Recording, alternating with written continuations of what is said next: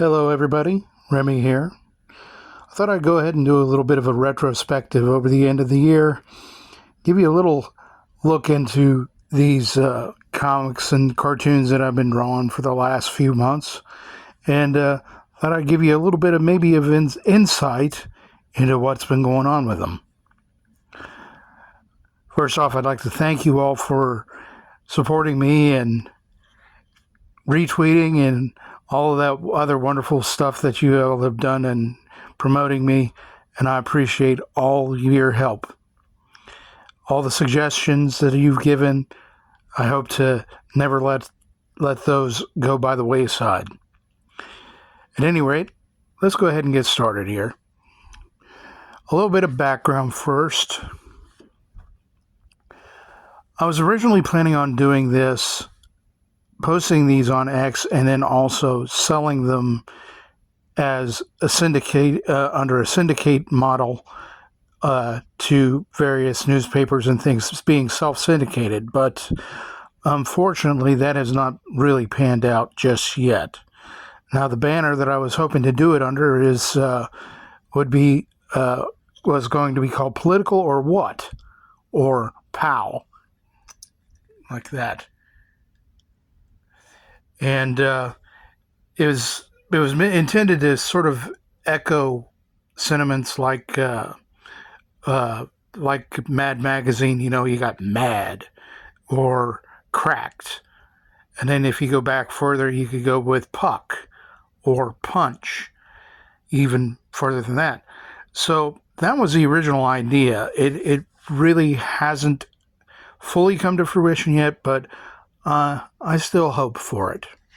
This first one here is supposed to be a comparison between Biden and Lincoln and their rather totalitarian tactics that they've been known to use, both of them. A quick sketch for a t-shirt idea for my nephew and his professional rugby team. Major League Rugby, that is, the Dallas Jackals. Unfortunately, the Jackals have since folded, so it's rather a moot point. Fan art for Eric July. Still working on that. Man in a Plague Mask. This is an idea that I've been kicking around for a while, a revitalization of a Japanese Spider-Man.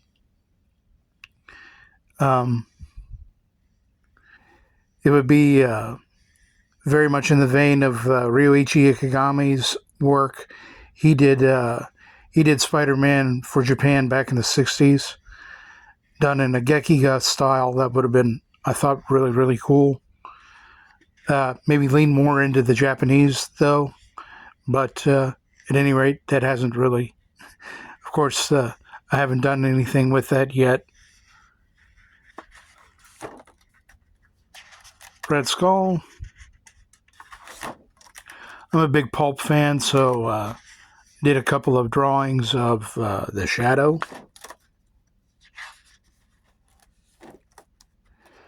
Again, pulp fan, Solomon Kane. Knight and Snake. I really like the Knight. The Snake looks really, really stiff. If I had my druthers, I'd redo the Snake. Tarzan. And then we get into the political cartoons. This is about Gavin Newsom. He was very popular. He was much more popular than Kamala at the time. Joe Biden was still in the race, and so most people were expecting Joe to drop out and Kamala to take over. But some people were thinking that maybe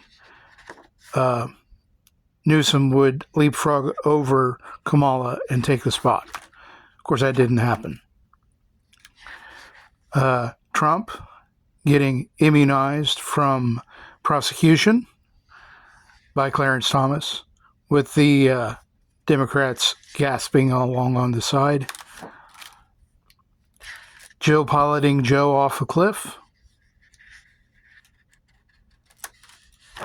For the 4th, We have Sam and Colombia. I really like these personifications of the countries.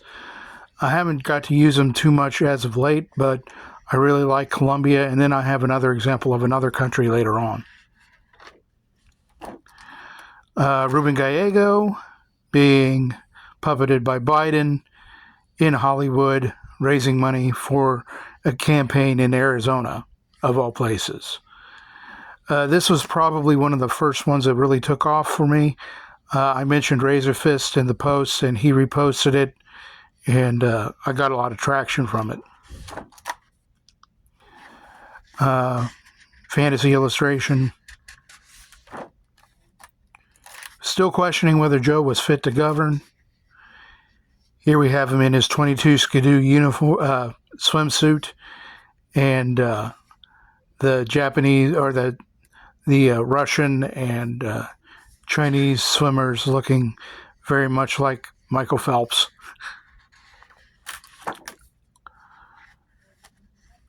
Here's another fantasy illustration. This is one of my favorite in this particular book. The elephant is modeled after Heinrich Klay's elephants.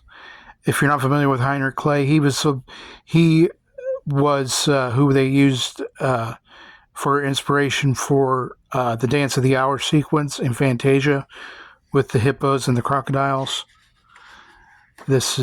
So I really like how this one turned out. Here we have another personification of a country. We have Marianne from France. And she's sitting there saying, "Who are these people? Who are you people?" And it's a bunch of Smurfs protesting Palestine and stuff in Paris. Now, I fully understand and recognize that Smurfs are actually Belgian, but, a little bit of leeway.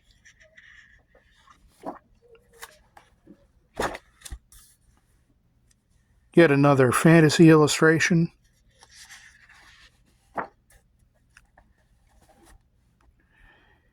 Here we have a Wisconsin flavored cartoon where they were talking about their voting boxes and how anybody could possibly come up and vote.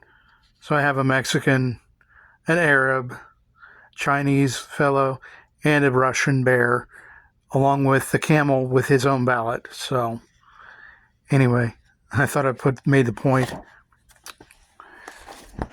This is probably my most popular cartoon I've ever done so far, and it's about John Deere moving to Mexico. Nothing runs like a deer all the way to Mexico. This I sent it to Robbie Starbuck, and he reposted it, and I got a lot of traction from it. If you notice here, I actually have the deer leaping from Moline, Illinois into Mexico. So here we have Elon Musk talking about GARM, while Yacarino's behind him with a GARM contract, because at the time, X was actually fully committed to GARM. I don't know how he didn't know that, but, Jeremy Hamley pointed it out to him, and so there you go. Joe's big boy speech. If you're on my list, raise your hand. And of course, he's very much in the style of Big Boy. Alec Baldwin's acquittal, done to the tune of Duck Hunt. You see the duck and the dog, with the Sandia Mountains in the background, which is where it all took place. And then you have the attempted assassination, comparing Trump to Theodore Roosevelt, who actually did a speech with a bullet lodged in his chest. So hence the modern day bull moose. We have Jack Smith on the day that the judge disqualified most of his suits against Trump. Here we have Tenacious D running away from Australia and deportation. Kim Cheadle stonewalling, and so put in the corner with the dunce cap. Alex Stein goading Cenk Uygur. Of course, you can see the Bugs and Elmer reference. Cenk really fits the Elmer persona pretty well, I thought. More fan art. Then we had the big switch over with Joe hiking the ball to Kamala and the Republicans ready to pounce. At least we hoped at the time. We weren't sure what was going to happen. But things have turned out pretty decent so far. Nancy Mace, Kim Cheadle. You are so full of you know what and am not. As a poop emoji.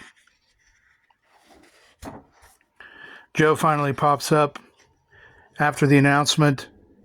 Everybody was wondering where he was.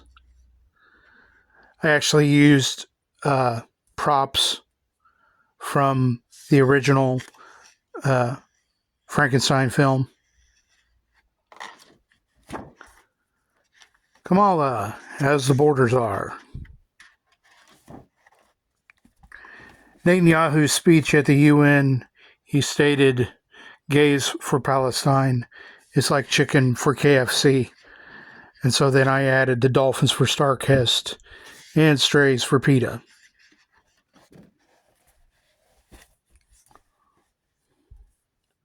Then we have Laura Croft.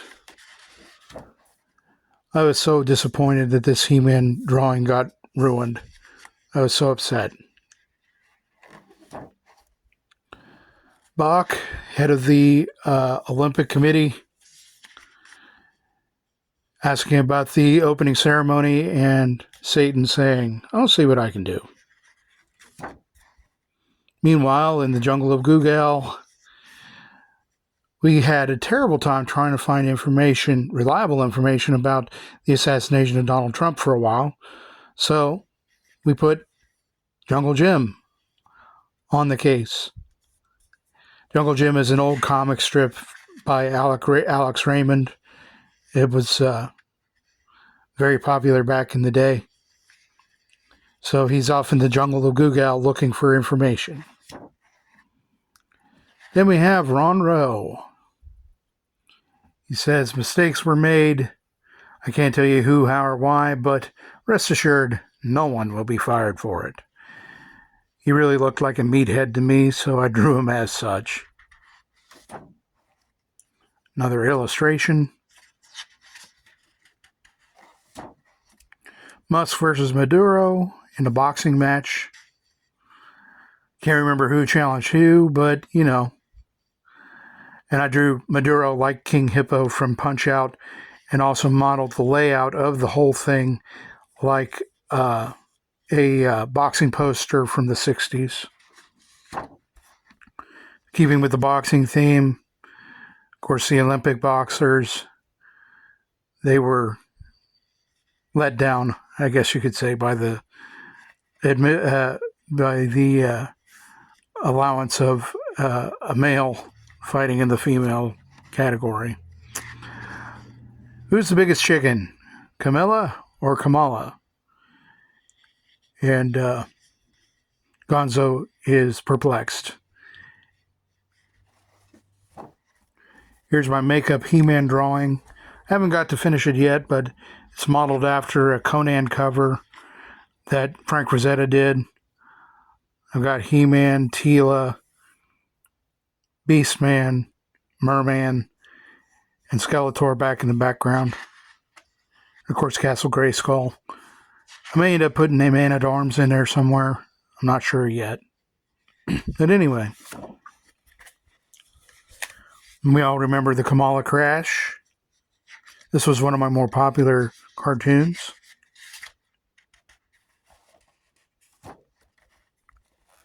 This is my first Tim Waltz cartoon. Waltz and Starmer. Birds of a Feather. This is Minnesota 2020. This is Southport 2023. Both acting the same way, sort of like Frank Drebin in Police Squad. Nothing to see here. Please disperse. Another comic strip parody. Corey Bush in the days of Don Quixote as opposed to Prince Valiant in the days of King Arthur. And she's even got the Quixote helmet on and tilting at windmills, as it were, with the APAC stuff. This was when she got primaried. Tim's questionable background in the military.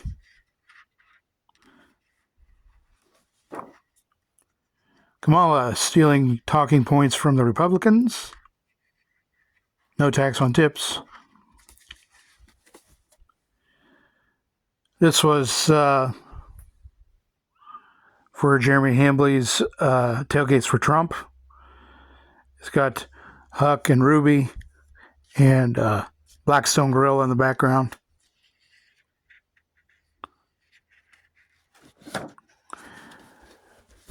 We're almost done here, but this is Trump's triumphant return to X via Spaces with Elon. And of course, I got JD Vance in the background. This is a parody of the Leyte Gulf landing. Of course, I gave Trump a corncob pipe, but I know for a fact that he would never, ever, ever do that. And then the last piece in this one, we have, I was hoping to do one about a primary squad member, but unfortunately that didn't pull through. So I was reading about how some home improvement, how the home market could be indexed by how well Home Depot is doing. So I put Home Depot as a canary in a coal mine. And that's it for this book. Thank you for watching. I hope you enjoyed it. I'll have more tomorrow. And all the best, and God bless.